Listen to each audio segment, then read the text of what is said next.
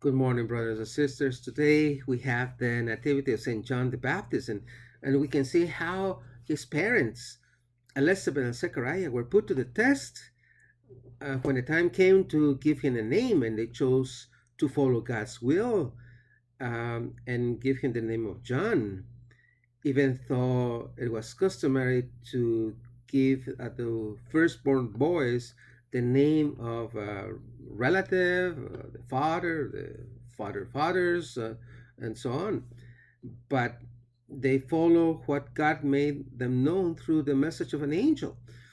And we can see how fidelity to God's will in this case meant causing a stir.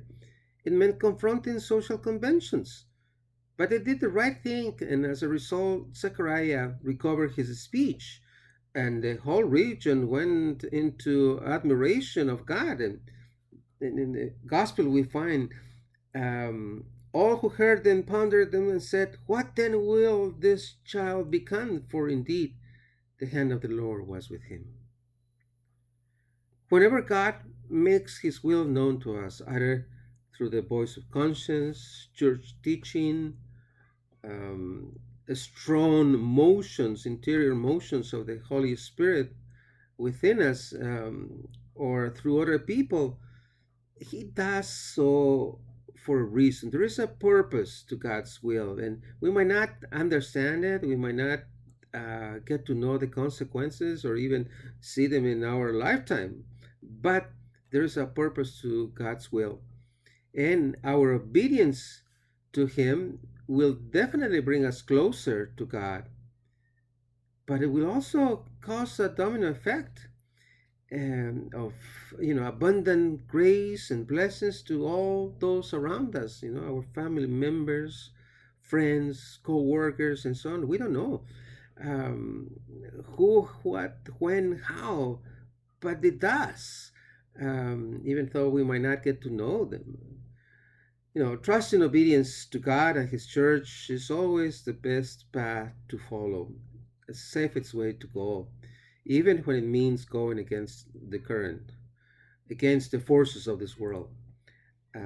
Saint John Paul II said that following Christ might not mean martyrdom as it meant to John the Baptist and so many other martyrs in the history of the church, but definitely will bring us trouble, confrontation, rejection by the forces of this world.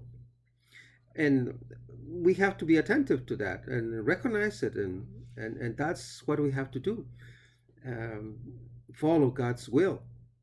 And when we see this whole history about John the Baptist, we say, well, why him? Why did God have to send him ahead of Christ?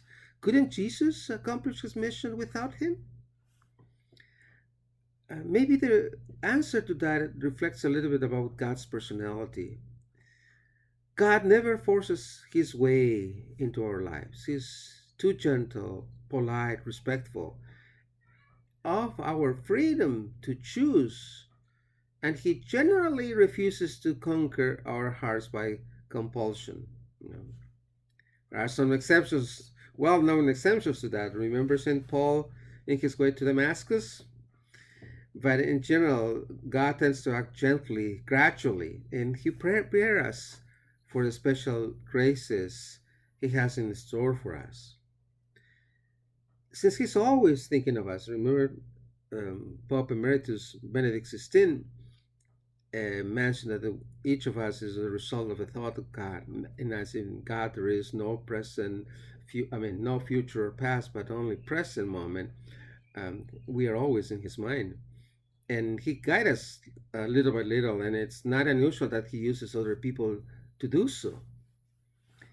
Can you recognize that John the Baptist He has sent your way in your own conversion and history? I can definitely see mine. I can definitely see my mother, my father, my brothers. I have so many friends, teachers, and especially my wife, and who was key, and I would say at the moment my second conversion. So, dear brothers and sisters, let us give thanks to God for all the heralds He has sent our way, and also ask for the graces we need to remain faithful to Him and His church, even if it means difficult times for us. God bless.